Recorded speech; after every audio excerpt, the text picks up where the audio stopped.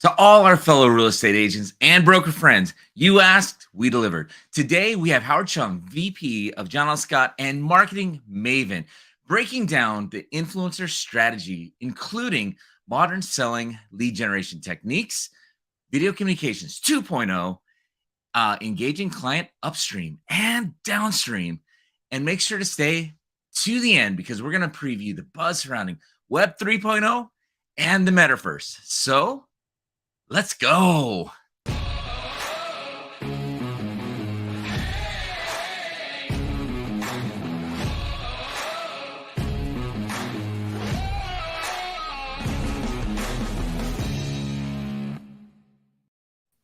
Welcome back to Talent Talk. I am Jurgen. With me is Davina, and we have a special guest with us today, Howard Chung, VP, as we said at the beginning, of John L. Scott affiliates, but even more importantly for today, he is a marketing maven that really understands what's going on, and we're going to be talking about the influencer strategy. Welcome, Howard. Thank you. So great to be here. This is number 2 for me, and Yes. so I feel like I'm on like one of those, I don't know, Conan O'Brien or Jimmy Fallon. I'm a 2-timer now. You know. Good morning. Hey, you you get know the what we all special have- robe at 5. Yeah, totally. Look at what we all have. We're all wearing the glasses. Yeah. We all are. Yeah. So this is really good, Howard, and we're really just honored to have you back. And whenever the name Howard Chung comes up and any information it's like everybody listens when Howard Chung is in the house. So thank you for coming. You guys are going to be better today. In the next 30 minutes, this is your life is going to be changed. So we're excited to have you on and talk through what's going on and to preview. Everyone's going to be able to get a piece of you if they attend a special event that's coming up. We're going to talk about too. So Absolutely. Now, yes. one thing, we know we're going to be talking about social media. We know we're going to be talking about influencer. Influencer is going to be a question we'll probably start off with after we talk a little quick trivia question, right? But we've got a great program going for you. Pat says, Yes. Welcome, Howard. Welcome, Howard, Pat, and good morning, Donna. Good morning. Yay. So, Jared, Yes. from the back, what is our question? What do we want to have people think about during their time that they're watching? What's that trivia question? What year was the term Metaverse first used? Ooh, that's a good question. What Some year people are was going to the wonder term what the Metaverse? metaverse is anyway. They may have never heard it before. Well, yeah, and when it was first used, they hadn't. So what are the answers? Because we want to make it where you have a fighting chance on this. 1992, 2004 is B, C is 2016, D is 2021. So what year was it first used, coined? Do you guys know the answer to this? I actually do not know. The answer was published in the back so we could see it, but I've not looked. So I don't know the answer. Donna says C. We're yeah. Do you know the answer, Howard? Well, I've got a guess because I do know of a book that came out in a particular year, which was the basically kind of the basis of what the film Ready Player One, which goes into the metaverse, right? So a lot of people saw that film Ready Player One by Steven Spielberg back. I forgot what year that movie came out. Obviously, it's a more recent movie. Yeah. But the book predates it by more than that, obviously. So I don't want to give it away, but so I think I have a guess for the answer. Nice. So far, we've got a couple of C's, Pat and Donna. Good morning, Jamie. Morning. I we were talking about this earlier, and by the time we hear it, it's been talked about for many years prior, right? So, but everyone's saying C so far. I don't know. Not to get confused with multiverse, which has become a very popular type of concept since the Marvel universe and all the films. Although, of course, the multiverse from that perspective, which is not the metaverse, is way, way earlier with the comic books, right? But in any case, I digress. Oh no, I'll follow you down that path. Love. I'm still a kid at heart, so Yeah. Well, as we're embracing change, right? I mean, there's always going to be change, and we have to get it. We literally have to get ahead of it. And there's a lot of uncomfortableness with newness, and with talk of the metaverse, and there's all of the other things, the Bitcoin and all types of cryptocurrency and all those things, which we're going to get into, which is part of an influencer strategy that you have been talking about lately, and there's a workshop that's coming up. But let's talk a little bit about, Jurgen had mentioned that in the intro about some of the modern techniques that we can use for lead generation and for our business, and to get, instead of getting scared of it, just like cell phones, right? We were scared of the cell phones when the smartphones, and now if you have a dumb phone, you're behind, right? Talk to us about what's going on and how we can get more engaged, and just talk a little bit for us about what is an influencer strategy anyway. what is an influencer? Yeah, I mean, I think at a very simple level, that whenever we go somewhere, we're at a hotel, we're at a new location, and what do we typically like to do? We want to discover some local cuisine, right? Like, what's a really great restaurant around here? And in the past, we would, of course, ask who, right? So if you're in the hotel, you might ask the front, the receptionist. There might be a concierge, and you might be like, "Hey, what's a really great restaurant?" And of course, a lot of us kind of know they've got these working relationships between some of the restaurants and the hotels, and so they kind of get paid back and forth. There's incentives, and so they give you these answers. Oh, this place is really great. This place is really great. That's all good. But nowadays, what happens is we might still do that. Hey, concierge, tell me a great restaurant to go to,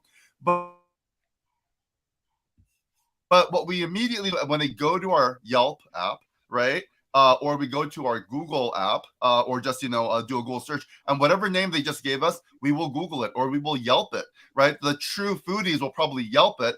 And then what's happened is you got a name, a recommendation, but we don't trust that recommendation fully, right? What we do is we validate now, oh, are there other people, right, who are, who've said the same thing? Oh, here's a restaurant I recommend. I give it a 5-star. If it's anything less than a 4-star, chances are, even the recommendation was there, I'm not going to go, because I don't want to spend my money on a 3.5, 3-star experience, right?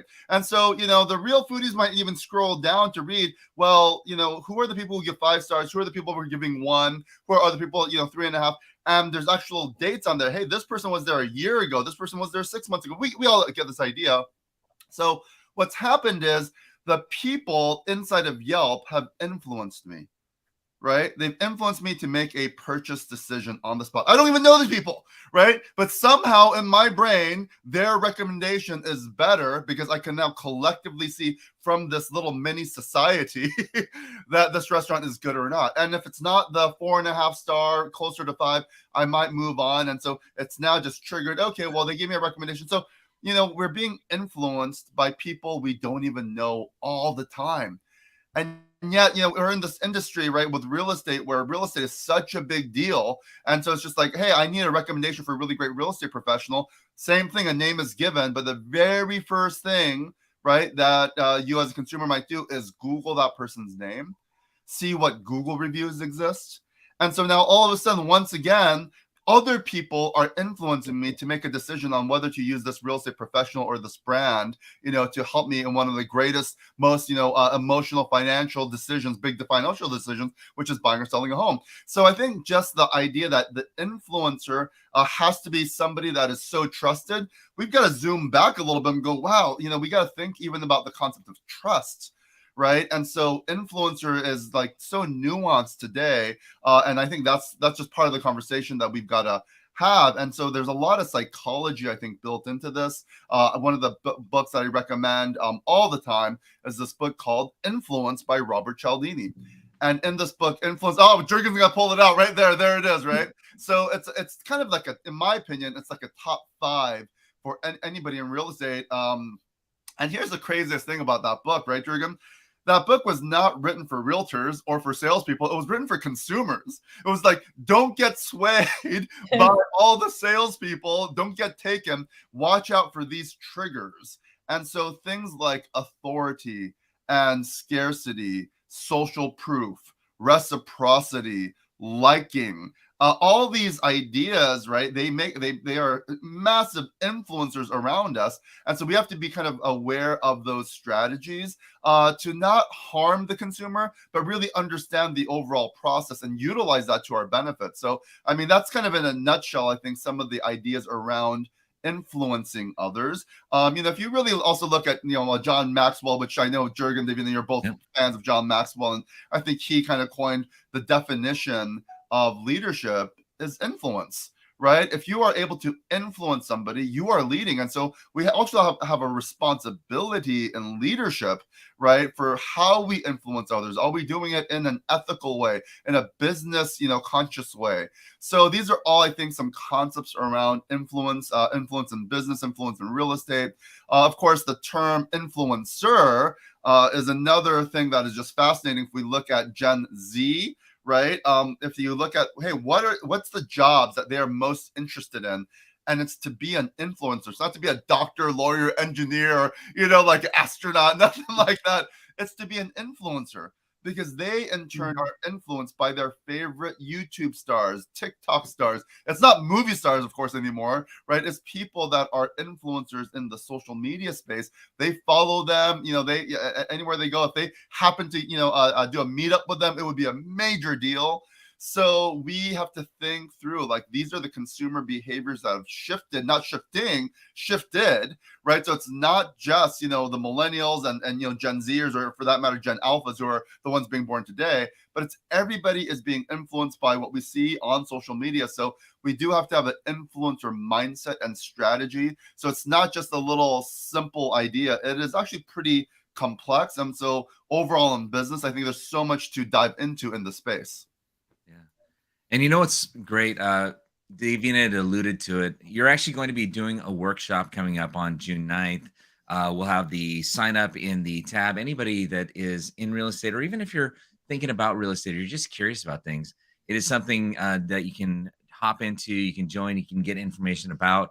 And we're really kind of scratching the surface on what is the influencer, what are some of these strategies, how it can go. You'd mentioned Yelp and the reviews, and before you used to always look at the stars, but now I also end up looking at the pictures, and now I start to look at the videos of it too, because I don't always just want to hear what somebody has to say. I want to see that experience a little bit so I can understand it before I even get over to it, which is incredible. Because when you mention influencers, that's also what we've seen do more and more too as well. Like, we are mentioning how an influencer might have influence, how they can impact other people. Sometimes there's also a social responsibility to it. If we're talking about influencers, or how you can have some type of influencer strategy, what are some of the things that Davina mentioned? Oh my, it's scary to think about doing something that is uncomfortable. But what are some things that you would say an influencer strategy, how somebody can implement it, especially if they haven't done it before, or just are a little bit timid about getting started? Yeah, I mean, we're in real estate, right? So let's take the real estate example. Right now, right, mid-year, you're seeing all these articles every day right now. You're seeing what's coming out that the market's shifted, right? Oh, things have changed. And what they're simply taking are the number of sales that happened this month versus same time last year. Right. So, hey, same time year over year, boy, there's way fewer sales. The market shifted. All of a sudden, there's people just like, oh, I'm going to hold off. The interest rates have gone up. So I'm no longer going to buy, or I'm going to wait. And, something as simple as this interest rate, as we all know, right? Because most people get a mortgage. And so the difference between a rate being in the 3s to the rates being in the 5s, is basically a 40% difference in terms of your monthly payment. It's significant. Right. And so a lot of times we think, oh my gosh, the prices are so crazy. Remember, so for example, if I was doing an influencer video regarding, the financial situation a little bit, hey everybody, it's Howard Chung with John Scott Real Estate. In this video, I want to talk about the difference between a 3% interest rate and a 5% interest rate, and the impacts for you as a buyer. And then the next video, I could do the same exact thing for impacts of you as a seller.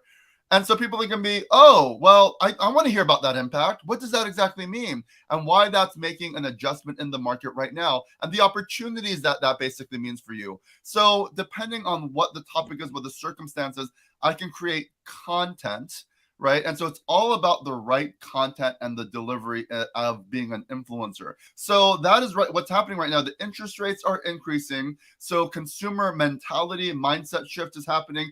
And by the way, we're now kind of shifting from this interesting spring market. And we all know that typically what starts to happen closer to the summer is people start to slow down a little bit, right? So there's a certain amount of activity that happens a lot of times in the early spring. It's been happening earlier and earlier, even into the winter. And so there is a typical little slowdown. And so these are all data points that I ought to share, right? And so what that means for the consumer is, the following. So what are the advantages when the interest rates go up and people are basically like, starting to decide, oh, maybe I should hold off? Well, maybe you should start thinking about a different mortgage product, or maybe, depending on, if I'm a listing agent or a buyer's agent, I can actually have a different strategy for my consumers and the approach to this upcoming market. All those content strategy pieces, number one, I've got to know that strategy, right? So you can't just talk about stuff you don't know about. You've got to do a deep dive learn. You've got to be with a great real estate company like the Talent Group, like John L. Scott, have great leaders, have great cohorts, have conversations. Hey, in these adjusting markets, what are some of these strategies? So we need to, of course, have the knowledge. Once we have the knowledge and these best approaches, then we, of course, need to share those ideas, right? Because right now, everybody, boy, what do? I was thinking about buying, but should I wait now? I hear that the bubble has bursted, and that's another question. Has the bubble actually burst, right? People always think in extremes. And so, those are all topics. Right now, we have this, what's called the Kairos moments, right? These opportune moments when something happens, consumers want information. And I, as an influencer, a person with authority, because I hold my real estate license, I can share news that people want to hear. And then if I do a couple of little things, hey, everybody, make a comment below or share this video if you know anybody who's thinking about buying or selling or is on the fence whether they ought to buy or sell right now, please share. Now, when I just even say that share, somebody will actually say, oh, yeah, let me share this video. And on social media, of course, I'm reaching out after all the people that I'm going after. But as soon as they click a share, I basically 10x, sometimes 100x that opportunity, that message to go out even further. That's this amazing opportunity to be an influencer beyond, of course, just our immediate spheres of influence. A lot of times we think only in terms of the 100 people I know, not the 10,000 or even the million people in terms of the 2 degrees or 3 degrees beyond that, right? And that's also what we'll cover in the workshop. But I think those are some of the topics right now. Whenever there's change, people are a little concerned. Obviously, stock market, talked about crypto earlier, right? The crypto market's been tanking and people are like, oh my gosh, what do we do about crypto? So there's all these kind of concerns, and the people are looking for authoritative figures to share and give peace of mind. That's really what an influencer could do right now. Yeah, that's good. David, if you're okay, Howard, when watching you, you're very good. You have great energy as you are putting your thoughts out there. And there are a lot of other people that if you go on the social platforms, you'll see, and they've just got these personalities that are almost outsized and they're so awesome.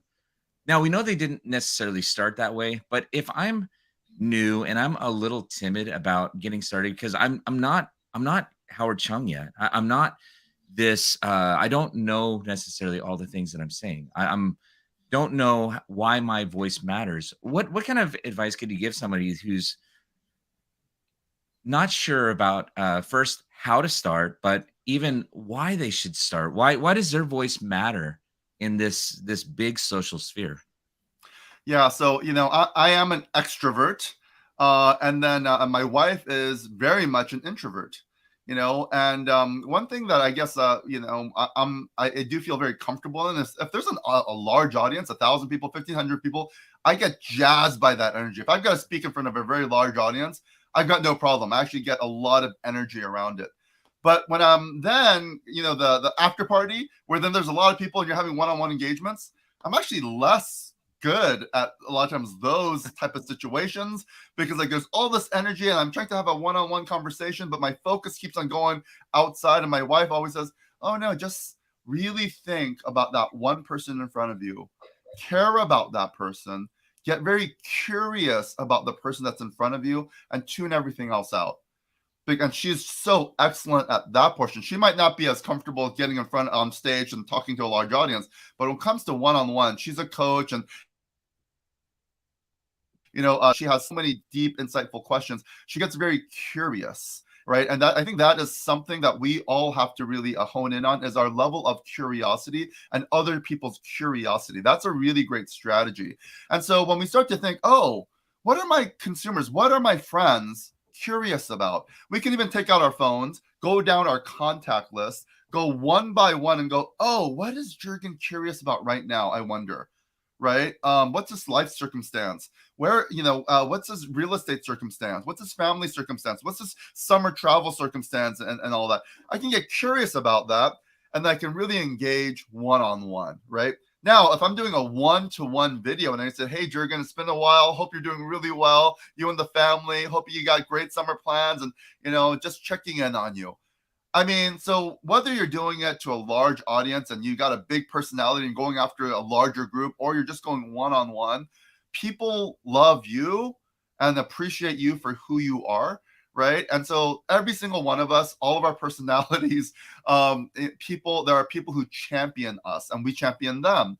So from that perspective, I don't have to influence so many people.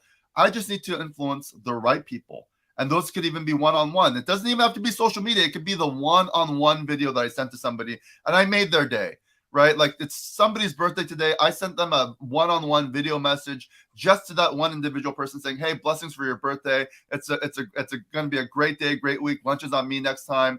And I've influenced that one person, made a big impact to that one person. I think we can, no matter who we are, whatever our personalities are, we're in real estate. We are making impacts for every single consumer. And so we just need to get a little bit more upstream, as a concept I use all the time. Before they have a real estate need, let me get ahead of that, right? Let me anticipate what that real estate need or question or concern might be. I'm just going to go a little upstream. And I can still do that influencer strategy one-to-one. And I actually will always say, start there before trying to go after the world. Go after your best friend. Right? Mm-hmm. Because they have that need too. Is your best friend right now curious about the value of their home? The answer is yes. So reach out to the best friend first, right? So that's kind of the approach that I always recommend. That's so good, Howard. One of the things that I think is kind of scary to people when they're talking about, using, new ways to communicate, is they assume that relationships are out the window. And the bottom line is that relationships are number one. And that is so important to remember, that it really starts with the people that you know and that you care about. And there's one thing that we talk about, and within our John L. Scott, which is the ultimate client relationship. And that never, making sure that people know that you care, not just having your name out there, but making sure that people know you care. And then you talk about the 10X and the shares, and it's not just your sphere, it's their sphere and their sphere and their sphere and their sphere. And so I think it's really important to know and remember that. And you talk about, you've gone through kind of all of a little bit of a preview of some of the things that you're going to be talking about. And video communication is definitely a huge one. You actually came to the Thurston County Realtor Association, and you've come to our office multiple times. And we even hosted some offsite events about video years ago. And people are still afraid of video, right? But it was like, Howard knows this is the way you do it. This is the kit you need. This is how you need to do the video.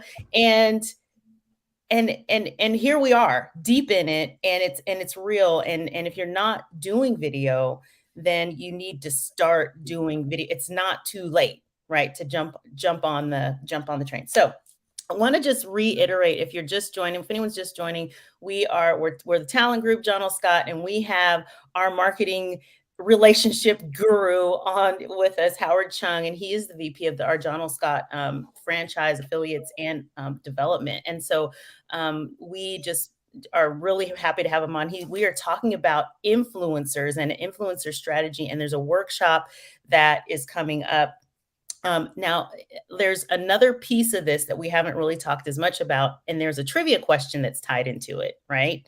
Hey, Davina, before you get into that, I've got a thought that I want to finish out, which is that you just brought up, and what that is you just said, oh, people are still afraid of video, right? Mm-hmm. It's not actually just video. People in real estate, if you're a realtor, right, we know this. It's fear in general, right? In order to be a great real estate professional, we have to have courage, right? To be in sales, you have to have courage. So fear will always be there. Whether it's doing a video, whether it's knocking on a door because you're doing an open house and you want to invite that neighbor, the fear will always be there. So I'll give you a very simple example. Right now, right, every realtor who owns a home, right, you should give yourself a CMA. You might not be thinking about selling yourself. Do yourself a favor and do a full CMA, right? It's just like, hey, if it's mid-year, I had to do a CMA for myself. In fact, here's the numbers. Here's my subject property. Here's all the homes I've been selling, active pendings, what's been happening over the last 30 days. And write yourself a little mini report about your community. You've got the entire thing, but make 3 copies. 1 copy is for yourself, and you've got 2 extra copies. What are those 2 extra copies for? It's for your neighbors. Because here's the thing. Your neighbors, the CMA is going to be virtually the same as the CMA you just did for yourself. This is not video. This is now knocking on your neighbor's door on a Friday afternoon. Knock, knock, knock. Hey, Davina, it's Howard, your neighbor. Hope you've been doing really well. Hey, I just gave myself a little market update because it's mid-year. And even as a realtor living in the community, I want to see exactly what's happening in our own neighborhood. So I gave myself a CMA. I just want to bring it to you as well. I didn't know if you know I was a realtor, but hey, I thought this might be very relevant for you. Now, just that conversation right now, there should be fear, or most people will have fear, to the point where a lot of people think, oh, well, and I've literally heard this excuse. I don't want to do real estate in my own neighborhood. I've heard realtors tell me that because like, oh, I don't want to, involve the neighbors. So you're saying that if the neighbor sold with another realtor, another company, your next door neighbor, you wouldn't be bothered by that listing age? Are you kidding me? That's just, an excuse. That's just fear talking again. So I think no matter what it is, whether it's video, whether it's, doing things outside the normal comfort zone, we've got to overcome fear. And here's the biggest way to overcome the fear. If the neighbor had knocked on your door and said, hey, Howard, I know you're a realtor, right? Yeah, I was wondering if you give me a mid-year update in terms of how much my home has gone up. My neighbor and I were both talking about it, and we were just wondering if you could actually give us, a little update. You would no longer have fear, would you? You'd be like, let me get right on it. You'd be done that day, and you would give that, market analysis, and then you might do it, give it to a few more neighbors beyond that. So it's really a mindset matter. So whether it's video or some of these activities, that's how we influence, by overcoming fear and doing really great strategic activities of things we know that our consumers want and are curious about. So our approach has got to be from a mindset perspective. It's not for me, it's for my consumers. I'm just doing it ahead of time. I'm anticipating their need. I thought about you. It's back to that care thing you were talking about with the ultimate client relationship. That's really the approach. So sorry to stop you, but I just want to share that notion because I think fear gets in the way. That was good. Yeah, and even building on that for a moment before Davina gets to the next part of the question is, I love that you said it. And when you talked about mindset being that, it's absolutely that case. I mean, everybody is thinking about, what if I say the wrong thing? What am I going to lose? What's going to happen? Everybody goes to that worst case scenario in their mind, and that ends up stopping them rather than thinking about what is the possibility? What is the awesome outcome of me putting myself out there? Because there are people that really need to hear from you, but they don't. And when you don't step forward, somebody else does, and they might not take the same care or understanding that you're going to have. They won't connect in the same way that you will. So, I mean, it's absolutely incumbent on our mindset to be in the right positive mindset so we can take those steps forward. I love that you said that. Mm-hmm. Yeah. And we talk about fear, and fear there's nothing wrong with being afraid. It's just when fear paralyzes you from doing the things that you should do, right? It's fighting through that. And it really is about when we are fearful, it's because we are thinking about ourselves and we're not thinking about somebody else. So that's good. And it's already 8:44. So by time flies when we're having fun. I'm looking forward to the 3 hours we get to have with you, Howard. So just as we wrap, one of the last things to talk about is the metaverse. We talk about, NFTs, non-fungible tokens, and cryptocurrency, which you mentioned. The Web And 3.0. yeah, the Web 3.0, the metaverse, right? So talk to us just a little bit about the direction that we're going there and how real estate is impacted, or how we can get ahead and understand the metaverse when it comes to our business. Yeah, a lot of times things like the metaverse or Web3, of course, crypto, NFTs, blockchain, that's all kind of included in this world, right? And so it's sometimes hard to think about things in the future, but it's easy to think about things in the past. So if you basically go all the way back to the year 2000, which was, I mean, obviously it's a long time ago at this point, but at that point we did have the internet, .coms were booming and busting during that period of time. But nobody really thought about social media at that time, if you think about it, right? And yet social media was only 5-6 years away, right? So in the year 2000, the social media world, which was going to change everything in terms of the way that the internet is done, as well as mobile devices, it changed everything, right? And so right now we're in that same time period once again, where over the next 5 years, everything, we talked about glasses, including the glasses, the hardware, augmented reality, right? So AI, machine learning, virtual reality, augmented reality, metaverse, all these things, it is all coming in the same exact way. It's another major shift. So it'll take all the best ofs from the past, but it'll enhance it. So it's nothing to be afraid about. In fact, it's something to be super excited about and curious about, because it's kind of cool. And honestly, only if it's cool, right, will people even be interested in it. But just keep in mind that these are now not only billion-dollar companies, they're trillion-dollar companies with a T, who's all investing in these spaces. Every bank with decentralized financing, which is also part of it, everybody is going to be involved in this space, right? It's just a global thing. It's not just like, hey, social media fun. No, it's actually going to change so many different things. So it's much bigger impact than even what we call Web 2, which is the social media phenomenon. So that's why it's just really important to recognize, there are these massive changes. Sometimes they come in big chunks. And that's what we're anticipating once again, especially because of also what's called 5G, which most people are familiar with. So 5G integrated to your AR glasses, so that your mobile phone, kind of enhanced with your AI or augmented reality AR glasses with your watch. It's all going to kind of make a big impact, especially because there's so much gaming already happening in that space with the younger generation. That's going to continue to translate into this new space. So that's just a mini little preview, but get ready for it and let's have some fun with it, right? Get to know it a little bit ahead of time. Yeah. That's And good. there was actually a comment here that Donna had, and goes back to the relationship, but also what you will find ways of keeping this going with even a Web 3.0, because it always evolves. But that one-to-one relationship, she mentions that Emmanuel Fonte did a short video for her on her birthday, singing happy birthday. She got it that morning, and it just was a phenomenal start to the day. It took a moment for Emmanuel to do that, but the impact that it had for her and the start of the day was incredible, and it's memorable. Absolutely. And just to recap what's going on, there is an influencer strategy workshop that you will be hosting at the Thurston County Realtor Association. So in our feed there is the sign up for the Eventbrite, or on Eventbrite, and that's going to be on June 9th from 10 to 1, and it is for our real estate folks, 3 free clock hours. So get signed up right away, because space is limited there, and we're so happy that we get to host our John L. Scott peeps up at the Realtor Association. So thank you so much, Howard. Yeah. Hey, can I add Wow. one thing onto Yeah. Donna's comment? I Yes. forgot, because we talked about relationship and we talked about one-on-one, and Emmanuel, when he did that, he sang, because he sings and he does it well. and he says her name, and it's very personalized. Well, guess what? It can backfire too, because she also got one from a lender that said, "Hey, happy birthday.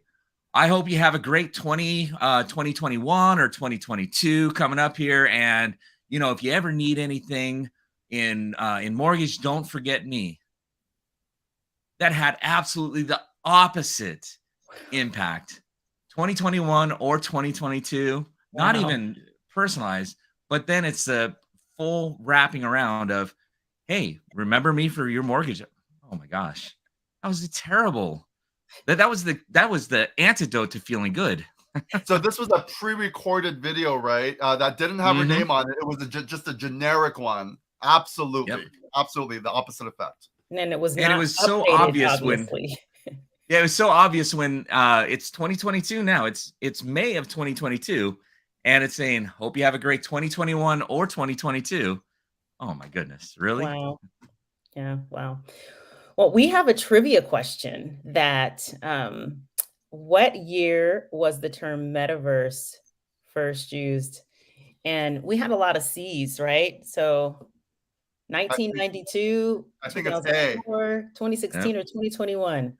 We'll see if it's right. I'm gonna actually I think I'll go for C also. I think that's when that movie came out, Howard. But the book came out earlier. Okay. Okay, then I'll go for B. I'm just kidding. I saw the answer, so I would be cheating. And the Oh answer man. is What's your answer, Howard? It was A. My answer was A. A. Your answer is A. All right. What is the answer? The answer is A. Yeah, I forgot the name. It was Snow Crash, but that's the book I was referencing. Wow. Nice. So it was a Neil Stevenson in the 1992 Snow Crash. Yeah. You know what? See, if you go with Howard, you'll always be right. My wife would disagree. It's Oh not my about being goodness. right. It's about making progress, though, right? Yes. If it helps you make that step. Absolutely. Absolutely. So yeah, so gosh, as we get a wrap up, any final words Howard? Yeah, I think this is a really good moment in time for realtors to say, "Oh, I'm going to refresh my business. I'm going to do a little bit of a relaunch." Because consumer behavior is shifting, the market's shifting, and we've been like so focused in terms of the listing inventory situation and the multiple offers. Like this is again another shift in the way that we are approach with the business. So it's an exciting opportunity for those who make the right adjustments. So just whether you're doing really well or you're not doing as well as you'd like, this is just a great time to reshift, refocus, reset, all those things. So yeah, we would love to see you, of course, in Thurston County at the association for the clock hour class, and then hopefully that'll make an impact for you. Awesome. Awesome. So don't forget to sign up on that Eventbrite link. You can also go to our website. We've got events and things that are coming up. Just go to our events tab. Check out our open houses, all the classes, all the things that we've got going on in our John O. Scott talent family. And with the influencer thing, a lot of people feel like they are probably a little bit behind the ball on it, that they have not started, they're not ready. All these things really are excuses. And there's a quote from Zig Ziglar, which is, "You don't have to be great to start, but you have to start to be great." So it's just that first step. And this workshop, because it is going over the strategies, and not only strategies from a theoretical standpoint, but steps that you can actually take to get started. And you don't have to know every one. Just pick one or two things to get started with, because that's where the victory is. Yep. Amen. Yeah, Howard, we want to thank you, and just thank you for just being here today. Also, Howard, you've been an amazing mentor and coach to Jurgen and myself over the years and currently, and we really appreciate what you're pouring into us. So to help make us better. So thank you so much for coming today. And we end every meeting that we have, every interaction that we have as a group with a couple of words that definitely resonate. And especially today, talking about getting outside of the comfort zone and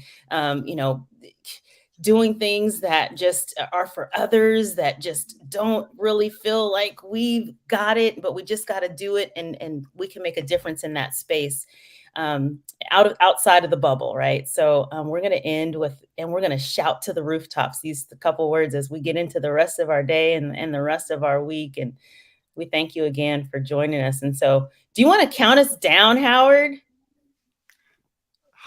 Okay, so like 1, How do we 2, do 3. that? You go 1, 2, 3, and then we say, "Be bold." Okay, so you want to do it? Absolutely. Okay. All right, everybody, here we go. Ready? 1, 2, 3. Be bold. bold. Bye. We'll Thank see you, you Howard, and guys thank you, next time. everybody.